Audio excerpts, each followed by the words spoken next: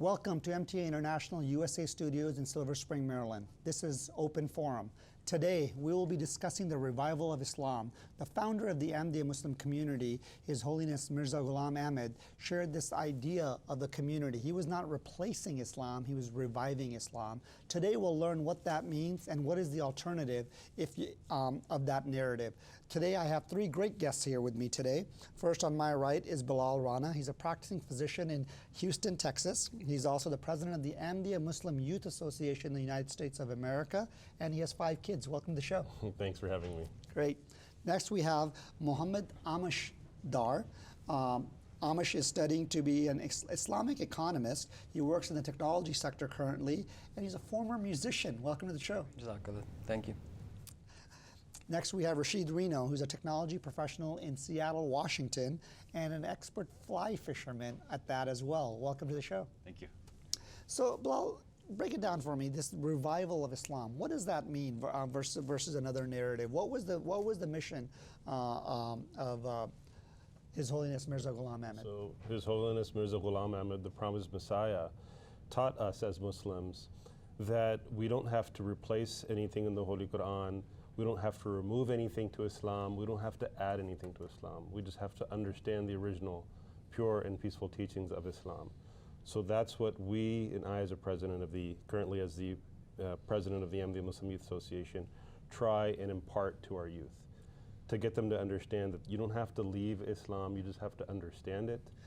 Tell me a little bit, what is the Ahmadiyya Muslim Youth Association? So we are in this country, United States, about 4,000 youth, between the teenage and 20s and 30s, at ages where youth are finding their identity, finding themselves spiritually, and we go through a soul-searching phase often in that time of our life. That's great. So we build their character and give them the understanding of Islam that if we don't give them the news media, other people will give them. That's great. So, Amish, tell us the alternative narrative here. What else? I mean, if you're not a member of a youth association like the Ahmadiyya Muslim Youth Association that Bilal is the president of, what is the alternative? So right now, there are in the mainstream Islamic world 2 major well-known organizations or groups, you can say. One is called Sunnis, Sunni Muslims, and the other one is called Shia Muslims. What I think the world is still waiting to recognize is that there's a third emerging force, and that's the Ahmadiyya Muslim community. And what sets us apart from the other 2 groups is that, specific to this topic of extremism, is that Sunnis and Shias rely heavily on the traditions mainly when it comes to this topic. And they interpret the revelation, which is the Quran. So, but what, as it relates to revival and Islam, what is that, their interpretation, where does that lead you? Why is that not the problem? Is that the problem? That is the problem. And you pointed out, right on the topic that actually the traditions are like historical records. And the revelation Quran is the book of God, which is the Holy Quran. And the Ahmadiyya Muslim community interprets all the battles fought by the Prophet Muhammad, peace be upon him, and all those events that involve topics relating to battle under the light of the Holy Quran. And more importantly, the promised Messiah claims to be the Prophet, which is a very important point. Okay, so he's created an organization called the Ahmadiyya Muslim Community, yes. And now there's these other organizations. Rashid, tell me your perspective. You were not a born member of the Ahmadiyya Muslim Community. You were a fly fisherman in Seattle, Washington. How did you search within Islam the 2 narratives, the narratives of the Ahmadiyya Muslim Community and the other narrative? For me, as I learned about Islam and studied Islam, I found that there was, the Ahmadiyya Muslim community has a very focused and structured message that teaches, that keeps, the belief straight and the members following a straight path. Whereas other forms of Islam are there's a lack of leadership. There's a lack of, education amongst the members that keeps them from going off onto strange tangents which lead you away from Islam and towards extremism. And what do you mean? I mean, so if he had chosen, are you saying that if Amish, who was a born Muslim, if he had chosen a different path, it could lead him in a different direction? yes, Is that true? I would definitely agree to that. And I became an Ahmadi Muslim in 2010. And as I had mentioned, the major challenge was I was reading the Quran, and it was really clear to me that it teaches, there's no force. You cannot force people to follow a certain religion. It teaches me that, spread of religion by sword is not permissible in Islam. However, when I was looking at traditions outside of the Quran, those traditions were teaching me things like, and the scholars were the ones backing all these traditions, saying that, you can do all the things that ISIS and Taliban are doing today. So if, let's say... How did you choose the Ahmadi Muslim community versus that other path? It seems a little easier, the other path. So the problem is there's a lot of confusion in the Sunni and the Shia world. And that confusion is what these scholars and these extremists exploit. What I get in Ahmadiyya Muslim community is a prophet of God saying that I am a prophet, and these scholars don't have the authority to reject traditions because they don't know. This prophet receives a revelation from God, and he has the authority. So Bilal, help me make sense of this. One way to look at revival of Islam is the two narratives of, in 1948, there was a Universal Declaration of Human Rights. In 1990, a group of over 50 countries with a Muslim majority population created the Cairo Declaration. And the Cairo Declaration, some argue, is inferior to the Universal Declaration of Human Rights. Where does the Ahmadi Muslim community come out on that, and how does that relate to this conversation? Well, I'd say that on that spectrum, we're closer to the Universal Declaration of Human Rights. And I believe you've rejected the Cairo Declaration. Yes. But the Universal Declaration, I mean, I understand the reasoning around that. The Cairo Declaration is admission by omission of certain things like women's rights, like punishment for apostasy, other things. So how does how do the youth interpret this? I mean, there's two groups now. There's the Ahmadi Muslim community and others. What's gone wrong with the others, and why hasn't it worked for them? I mean, because they still believe in the Quran, they still believe in the things that Amish talked about. What's the problem? Well, there's no central leadership. And so leadership matters. It's everything rises and falls with leadership. In our youth association and in our Ahmadiyya Muslim community, we follow Khilafat, or His Holiness Mirza Masroor Ahmad, the Caliphate of Ahmadi Muslims. Just 2 weeks ago, about 200 of our youth group, as other youth are traveling, Muslims are traveling in search of identity to Iraq and Syria, and pledging themselves to a misled caliph. We are pledging ourselves to the Caliph of the Ahmadiyya Muslim community.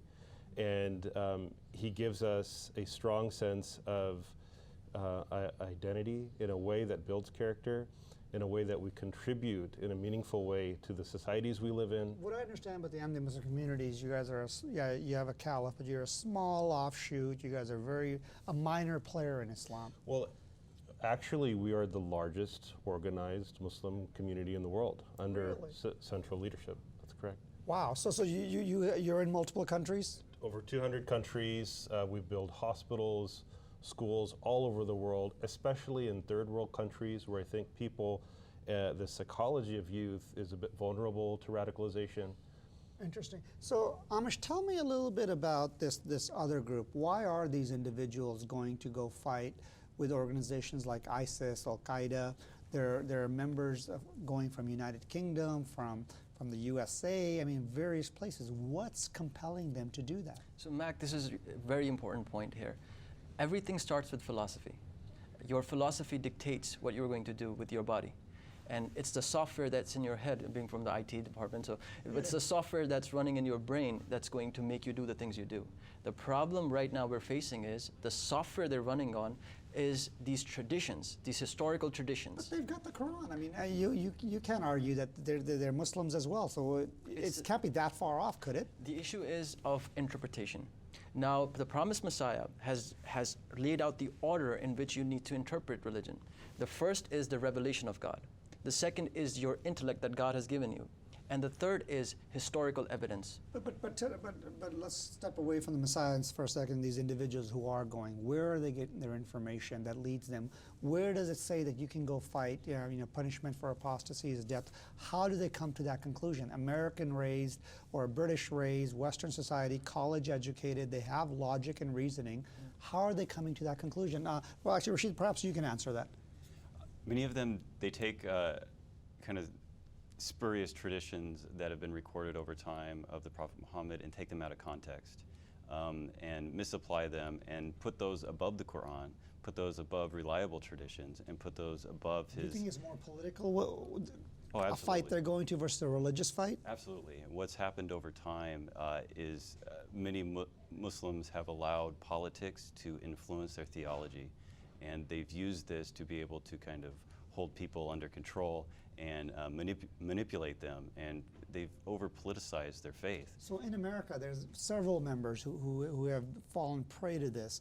What goes wrong? What happens where they get baited into this line of theology? Amish? So here, there's a very, very essential thing that needs to be highlighted, and that is have you noticed that ISIS has black flags? Have you noticed Taliban has black flags?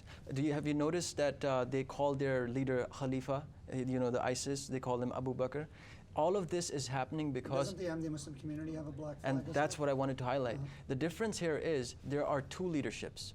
Either it's a spiritual one or it's a physical, material one. That's the difference here. They are imitating, they are acting out the prophecies related to the end times. But tell me how they're convincing individuals in my neighborhood who are Muslims to follow that theology. So let me put it this way. Let's say if you were that teenager, right? And I came up to you as a scholar with this beard and everything, and you see me as a scholar, right?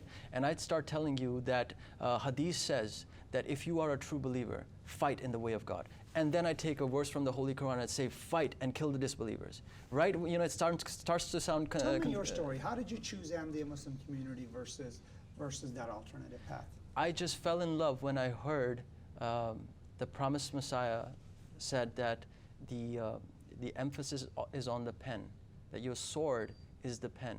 And when there's a jihad, right? I mean, Yeah. the jihad is by the sword, though. Exactly, and the beauty of this whole thing is when I look So at... you're saying that there's an alternative jihad? Absolutely. The real jihad is the jihad by the Quran. And what I mean by that is the real jihad is to preach the word of God, to dismantle the misconceptions that are out there. That's the ultimate jihad. All these self-defense wars are secondary, and if the conditions don't hold, you cannot call it a jihad. And one of the major conditions is, as Sadr Saab mentioned here, to have a righteous Khalifa, to have that spiritual So body you've got there. spirituality. Yeah. Bilal, so break this down for me. They're saying you've got theology on your side with the Ahmadiyya Muslim community. Rashid shared some alternatives where they're being pretty much misled. What are you doing that's preventing your 4,000 members, or under the Khalifa of Islam, His Holiness Mirza Masroor Ahmad, in over 200 countries, what are you guys doing actively on the ground that's preventing your members from joining that movement? Well, what we're seeing in these youth from the West that are radicalizing, the most commonly read book is Islam for Dummies. These are individuals who are becoming sort of, overnight religious Muslims. Spirituality, religious journey is a very gradual process. It takes time to mature, much like a tree. And this is something that through social media, well, they're being manipulated. People who don't know about Islam, these youth in the West, are being manipulated and told what Islam is. So what are you doing about that? Well, we have started many campaigns, university. Tell us about your Stop the Crisis campaign. Stop the Crisis is a campaign that we started that has been incredibly successful. We've had over 100 seminars in universities and lecture halls around the country. It's gone global as well. What's the purpose? Well, Stop the Crisis, as is in the name, we protest are you guys marching and no, picket not in signs? that sense. No, just verbally and peacefully explaining to the public that Islam does not teach violence. So these are lectures. Absolutely. There's lectures, question and answer sessions, and we inform the public about the peaceful and original teachings of Islam. Do you see that working in Seattle, Washington, where you're from? Do you see this type of a campaign helping your youth? Absolutely. We had such an event in Seattle, and it was very well attended, it was very well received, and we see this really as our way of challenging the theology of the extremists, and at the same time informing the public of what Islam really teaches. But people may say that, yeah, but most people consider you non-Muslims, the Ahmadiyya Muslim community. You guys don't even agree with the Cairo Declaration, which 50 Muslim majority countries have agreed with. You guys are staying with the Universal Declaration of Human Rights. Do you guys have legitimacy to represent Islam? Absolutely. They don't get to determine who's a real Muslim and who's not. Quite frankly, I would prefer them to not necessarily consider us among their flock. We're very proud that we're different. And we And that's because leadership matters. You've got a leader. What you're preaching? Absolutely, yeah. Our identity is starkly different from theirs. Tell me what you would tell me what you guys would tell the youth listening to the show about how is it different and what path you're promoting. Join our community.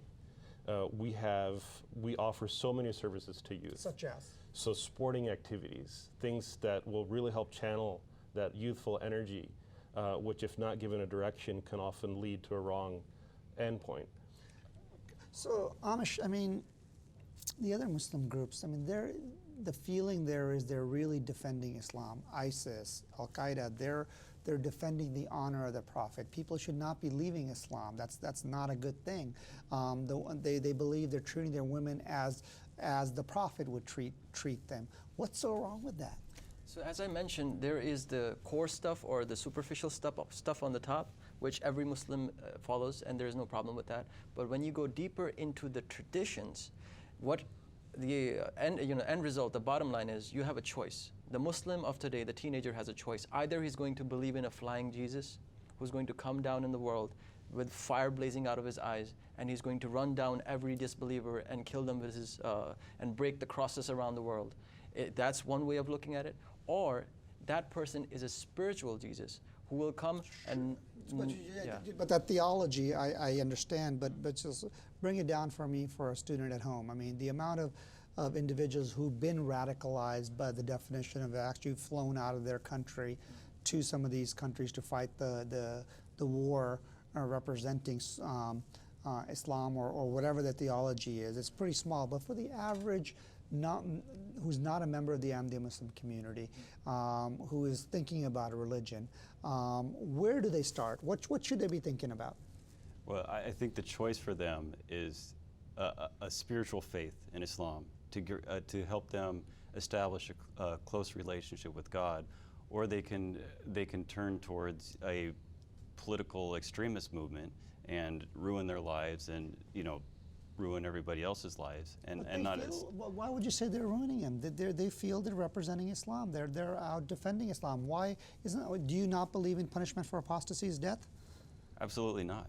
That is But they believe that's true. I mean, why would you guys say that? They believe it's in the Quran. Because the Quran contradicts that belief in multiple places. Are you saying they're being misled to the point where they're blatantly false items? They're promoting those? Absolutely.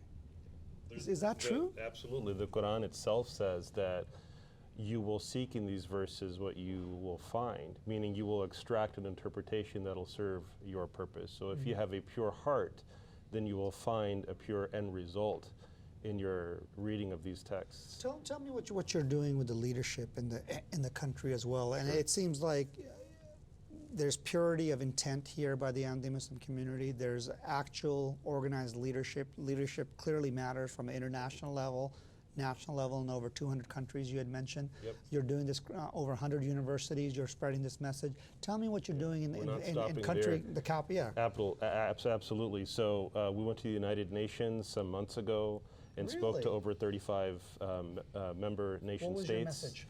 It was stop the crisis. We have the solution to Muslim youth radicalization in our community.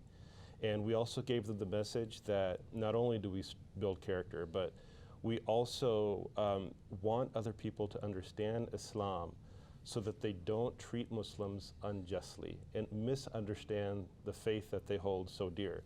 In addition to the United Nations, we went to the Capitol Hill and we'll be going again next week of the United States. Absolutely, we'll be. What are you doing there? Well, we will be meeting congressmen and giving them this very same message, Well, and and- offering ourselves as a resource to them, our community, to help them with this problem. What kind of campaigns have you done with elected officials and congresspeople? Last year we did Muslim Youth Against Hunger. We have Is in that many an of our Islamic campaign? That just seems Absolutely. like a community campaign. That's part of Islam. Community campaigns are part of Islam. It's the beating heart is community service in our youth Are association. you a member of the Ahmadiyya Muslim Youth Association, an active member? Why are you a member of this organization? It's an intelligent, moral organization. Outside, I find, I don't want to use a harsh word like stupidity, but the interpretations are something that I find are downgrading my intellect. I can't believe in the things that they're asking me to believe because they are just immoral. But Jamaat Ahmadiyya, The Ahmadiyya Muslim community, the reason why I believe the promised Messiah is a prophet of God is because his interpretation of the Holy Quran makes me a moral person. What kind of things do you participate in with the Ahmadiyya Muslim Youth Association? I am part of the Bleak campaigns. I'm also the Naib. Some outreach campaigns? Yes. I am a Naib Kai. Then also one thing that I'm really excited about, and this I did not get in the mainstream Sunni world or the Shia world. I got the opportunity to build the Islamic economic order system for Jamaat, and this will be the first in the Muslim world. That's brilliant. That is brilliant. Rashid, break this down for us. I mean, you're American raised. Do these youth organizations like this that are stopping hunger of all things, going to Capitol Hill, doing lectures, does this really resonate with the average American or the average individual who does not belong to to Islam? Yes, absolutely. Americans in general are very suspicious of Muslims these days due to the world situations that we see. And this brings to them, it shows them what true Muslims do, and it shows them a true practice of Islam, and it shows them that Muslims aren't what they see on the news, that they participate in helping mankind instead of trying to destroy mankind. And what does that lead? Well, I just think that I'm just realizing that we have taken two wonderful youth and given birth to true, peaceful, good citizens in our community right here in a convert to Islam and a convert to the Ahmadiyya Muslim community, both Ahmadiyya Muslims. Let actions speak louder than words. What is your message, and what do you plan? I mean, paint a picture for me 10 years from now if you're wildly successful. What does America look like? We're in every major U.S. city already, but we're in every major U.S. city, and we're actually actively engaging civically with the community. We have a reputation which we'll have earned, not by asking for it, but by showing that we deserve this type of recognition and honor. And we want to show American Muslims, or Americans, that Muslims are peaceful and that we are civic-minded and we are here to serve and here to help. And I'd love to hear from all three of you. How does the Khalifa of Islam guide this work? I'll let you go last, but Rashid, we'll start with you. Is he guiding this work, or is this a local initiative that you guys are having fun with? Yes, the Khalifa of Islam is very much hands-on in guiding us in the efforts that we do. Has he spoken out against ISIS? Absolutely. He's been at the forefront of speaking out against ISIS, considers it a very much a deviation from true Islamic teaching, and has condemned the organization for all the horrible acts that they've committed against humanity. And I heard you visited the Khalifa. Yes. Yes. And you're able to approach him, you're able to have a conversation with him? Yes, absolutely. That's great. Absolutely. That is great. How about yourself? What I love about the leadership of Jamaat Ahmadiyya is that they're not apologizing for Islam. They are correcting not just one religion, but every religion on the planet. And that includes So how Islam. does the Khalifa, that's great, General, but how does the Khalifa, have you interacted with him? To tell me your story. When I listen to Khalifa every Friday sermon, and he's my spiritual mentor, so I have a spiritual relationship with him. And in that relationship, I listen. He speaks every Friday. Every Friday, yes. And he gives a sermon, and I make notes of that sermon. And that is my guiding light for the whole week. And so when I listen to that sermon, what I realize is every week there is one theme that is in every sermon, and that's patience and prayer. And when you listen to that over and over and over again, I am a very, very aggressive individual. And even with all these patience and prayer, still, you've seen me, I go. But the thing is, this has brought me down a lot. It has, now my focus is humility. And that positive energy. And he's guided that. And I'm able to channel that positive energy. That's great. Every Friday. That's amazing. The initiatives you're doing, are these something you came up with? Was it Absolutely not. Everything we do as a community and a youth association is a trickle down from our Khalifa. And if I could use one word to epitomize and embody, it's love. And the love the honest and sincere, genuine love that our Khalifa has for us. And you've taken your members there, right, to Yeah, England? we went there just 2 weeks ago. We were there. He shook everybody's hand. He spoke and asked. And you took about- hundreds of people, right? Oh, hundreds of people were there. He asked about us, what do we do, and he treated us to a special dinner. He arranged all of our accommodations. It's just amazing. Connecting. It's just Connecting. amazing. Connecting. A leader that's connected with his membership. Closing thoughts, Rashid Reno. Just real quickly, 10 seconds or less. What can we learn from all this as Americans? That there is a community out there that is bringing the true face of Islam. That is, reviving what true Islam it was from the Prophet Muhammad. Thank you. Amish? There is one common religion, and these are all branches of that one religion, and the true interpretation of that religion is in the hands of promised Messiah. If you don't follow him, you will be lost in your interpretations. Great. Well, Just don't take our word for it. Come and meet us, join our community, and see what we're give us about. your website. alislam.org, alislam.org. And also you have a site for the MuslimYouth.org. MuslimYouth.org. Thank you for being on the show. This has been Open Forum on Revival Islam. We've learned a lot today. We've learned from theory of Universal Declaration of Human Rights and the Cairo Declaration to practice of the Ahmadiyya Muslim Youth Association, where they have a Stop the Crisis campaign, where they're stopping hunger, they're going to congressional leadership, they're going to over 100 universities, and we heard from two members from very different backgrounds who've joined the Ahmadiyya Muslim community, who were formerly with other communities, non-Muslim community, and one was a former Muslim and joined the community, and their perspective. Thank you for joining us on Open Forum. This is MTA International USA Studios in Silver Spring, Maryland.